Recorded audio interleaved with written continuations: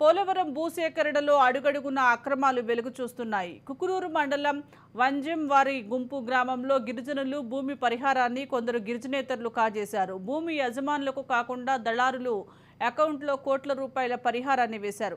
ఏటా ముంపుకు గురవుతున్నప్పటికీ మీ భూములకు మాత్రం పరిహారం రాదంటూ మండల స్థాయి అధికారులు మోసం చేస్తూనే ఉన్నారు. ఉన్నతాధికారులకు ఫిర్యాదు చేసిన విచారణ సమయంలో కింది స్థాయి అధికారుల అండదండలతో ఉన్నతాధికారులకు తప్పుడు నివేదికలు పంపించడం వల్ల న్యాయం జరగటం లేదంటూ ఆవేదన వ్యక్తం చేస్తున్న గిరిపుత్రులతో మా ప్రతినిధి Murali face to face. Polavaram project విలీన మండలాలైనటువంటి కుకునూరు, వేలేరుపాడు గ్రామాల్లో పంట మునిగిపోయి అలాగే నిర్వాసిత గ్రామాల ప్రజలైతే ఆర్తనాదాలు వినిపిస్తున్నాయని చెప్పుకోవచ్చు. పంటకు పరిహారం వేరొకళ్ళకు పేరు మీద బడాబాబుల చేతుల్లోకి వెళ్ళిపోతున్నాయి. అలాగే పరిహారం అందక ఈ భూములు మునగవు అంటూ కూడా అధికారులు చెప్తున్న పరిస్థితుల మూలంగా అయితే ఇక్కడ గిరిజనులు తీవ్ర ఇబ్బందులు పడుతున్నారు. దీనికి సంబంధించి మనతో మాట్లాడడానికి వంజంవారి గుంపు గ్రామ ప్రజలు ఉన్నారు. చెప్పండి అమ్మా, అసలు మీ గ్రామానికి సంబంధించి ఏ ప్రాబ్లమ్స్ ఉన్నాయి, ప్రభుత్వ అధికారులు ఏం చెప్తున్నారు? ఇప్పుడు మా నాన్న పొలం కవులు కన్నా ఇచ్చినాం సార్. ఇస్తే అయితే సురేష్ గారు ఆయన పేరు అయితే కవులు కన్నా ఇచ్చేవారికి సార్ వాళ్ళు ఆక్రమించారు సార్. ఇప్పుడు మా ఊరు నింపులో లేదన్నారు, మా పొలం నింపులో లేదన్నారు సార్. నింపులో లేదన్నారు. మేము కవులకి ఇచ్చేవారికేమో జామలు వేసుకున్నారు. జామలు వేసుకుంటేనేమో మా ఊళ్ళు మేము పత్తి వేసుకుంటాం, మేము ఇవ్వమని పొలం మా పొలం మేము చేసుకుంటున్నాం సార్. చేస్తూ ఉంటే మళ్ళీ ఇప్పుడు నింపులో లేదన్నది డబ్బులు పడ్డాయి సార్. పడ్డాయని ఈ చుట్టుపట్టు వాళ్ళకి అందరు పడ్డాయి సార్. మాకు పడలేదు.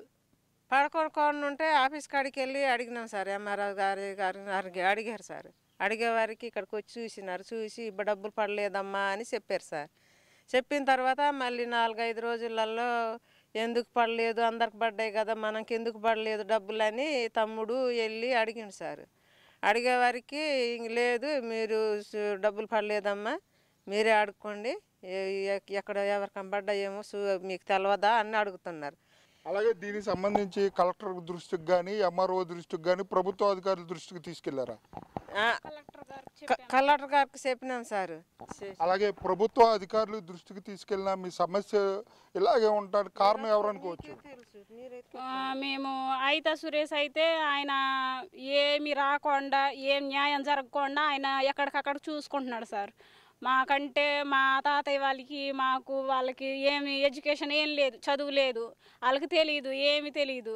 తెలియక కవులకి ఇచ్చేసరికి ఆయన ఏం చేసుకున్నాడో ఏంటో. మరి 4 ఎకరాలకి ఇది పరిహారం పడ్డది సార్. పరిహారం పడినా మాకు ఇవ్వట్లేదు. ఎందుకు ఇవ్వట్లేదు, మేము కవులకి ఇచ్చాము కదా, నువ్వెందుకు మాకు ఇవ్వట్లేదు అని అడిగితే మీకు ఇచ్చేది ఏంటి, మీకు ఎందుకు ఇవ్వాలని అన్నాడు. మీరు పొలం మాది అయినప్పుడు మాకు ఇవ్వకపోతే ఎవరికి ఇస్తామంటేనేమో మీకు ఇవ్వను, ఏం చేసుకుంటారో చేసుకోండి, ఎవరికి చెప్పుకుంటారో చెప్పుకోండి అన్నారు. అలా చెప్పేసరికి 2-3 సార్లు ఐటీడీ దగ్గరికి వెళ్ళి కలిసి ఇచ్చాము, దరఖాస్తులు ఇచ్చాము, ఇచ్చి లెటర్ కూడా పెట్టి వచ్చాము. పేపర్ కూడా 2-3 సార్లు ఇచ్చాము. ఇచ్చినా న్యాయం జరగట్లేదు. ఆ డబ్బులు పడ్డాయి, మాకు పొలం లేదు సార్, పొలం లేదు, ఏం లేదు. ఆ డబ్బులు పరిహారం వస్తేనన్నా మేము పొలం కొనుక్కోవడము ఏదో ఒకటి చేద్దాము, అది కూడా రాకుండా చేశారు సార్. మేము ఇప్పుడు ఏం చెయ్యాలి, మాకు ఏం అర్థం కావట్లేదు. అంత నష్టం జరిగినా కానీ ట్యాంక్ అనేది లేదు, ఏమనేది లేదు, గ్రామం అనేదే లేదన్నట్టు ఉంది. అలాగే జూలై నెల, ఆగస్టు నెల వచ్చిందంటే గోదావరి ముంపుతో ఈ గ్రామాలు మునిగిపోతుంటాయి. ఆ సమయంలో వచ్చిన అధికారులు కానివ్వండి, మీకు ఏ సహాయ సహకారాలు అందిస్తున్నారు అనుకోవచ్చు? వాళ్ళు గోదావరి వచ్చేటప్పుడు రారు సార్. వచ్చి జరిగిన నష్టం జరిగి వెళ్ళిపోయిన తర్వాత వస్తారు.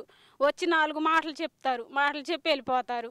మేము నాకైతే 3 పిల్లలు, చిన్న పిల్లలను పట్టుకొని నేను ఆ గుట్ట మీద దోమలకి వంట లేదు, పుల్లలు తడిసిపోయినాయి, గ్యాస్ అనేది లేదు, ఆ తారు బల్ల అనేది లేదు, ఏదో బరకాలు తలా ఒక 100 రూపాయలు పెట్టి బరకం కొని ఆ బరకంలో అంతమంది అన్ని ఫ్యామిలీలు ఉండాలంటే ఎట్టుంటారు సార్? అలాగే R&R ప్యాకేజ్లో మీకు ఇల్లు నిర్మించామని చెప్పి ప్రభుత్వం చెప్తుంది, అక్కడికి వెళ్ళి ఉండొచ్చు కదా. ఇల్లు నిర్మించారు, అది ఎవరికి నిర్మించారు? నిర్మిస్తే మేము ఇక్కడ ఎందుకు ఉంటాం సార్? మాకు స్థలం అనేది లేదు, ఇల్లు అనేది లేదు. మేము సొంతం కట్టుకున్న మా ఇల్లులు తప్ప, తాటాకులు ఇల్లు తప్ప మాకు ఇల్లులు అనేవి ఎక్కడ?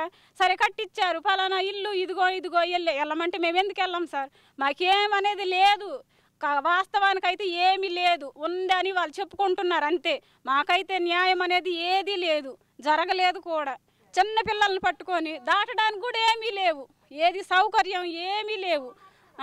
ఏదన్నా ఉన్న సామాన్లు గీమాలు ఏదైనా చిన్న చిన్న టీవీలు మా స్తోమకు దగ్గర టీవీలు కొనుక్కున్నా అవి ఎక్కడ మోసుకొని వెళ్తాం సార్? మొయ్యడానికి లేదు. అయ్యొదిలేసి మా ప్రాణాలు ఉంటే చాలు అన్నట్టు వెళ్ళిపోతాం. మీరు కనుక న్యాయం చేస్తే మాకు అదే చాలు సార్. అలాగే చెప్పండి, మీరు చెప్పండి, మీ పేరు ఏం పేరు, అసలు మీకే విధంగా న్యాయం జరిగింది? బంధం చినరాజులు సార్, నా పేరు పెదకాపు సార్. ఇక్కడ ఏది సోపాయం వచ్చినా మరి మాకు ఏ సోపాయం వచ్చినా, గోదావరి వచ్చినా ఏమి వచ్చినా పట్టించుబడి ఎవ్వడు లేడు. గోదావరి వచ్చినా ఇంకా ఆ గుట్టకి వెళ్ళిపోతాం సార్. ఆ గుట్టకి వెళ్ళిపోయి గోదావరి తగ్గికి అప్పుడు వస్తే లారీ మీద బియ్యం తెచ్చారు సార్. బియ్యము కూరగాయలు మొత్తం తెచ్చారు. ఈ చంద్రబాబు నాయుడు కట్టిన డాబాలే కదా, అవి కూలిపోతే ఇస్తారంట. ఇల్లు అంత బాగానే ఉన్నాయి, ఏ ఒక్క ఇల్లు కూడా పడిపోలే. ఆయన్ని దింపిన సామాను మళ్ళీ తీసుకెళ్ళారు ఇవ్వకుండా.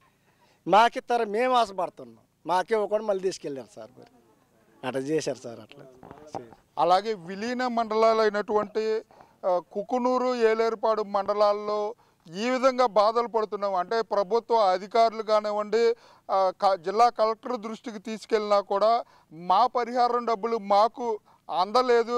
అలాగే ముంపు మునిగిపోయినా కూడా మునిగిన సమయంలో అధికారులు వచ్చి చూసి వెళ్తున్నారు తప్ప మాకు ఏ విధంగా న్యాయం జరగట్లేదు. జూలై ఆగస్టు నెల వచ్చిందంటే ప్రాణాలు అరిచేతిలో పెట్టుకుని ఉంటున్నామని చెప్పి ఇక్కడ గిరిజన గ్రామ ప్రజలు చెప్పే పరిస్థితులు అయితే ఇక్కడ కనపడుతున్నాయి. కెమెరా పర్సన్ రమణతో మురళీ, రాజ్ న్యూస్, కుకునూరు మండలం.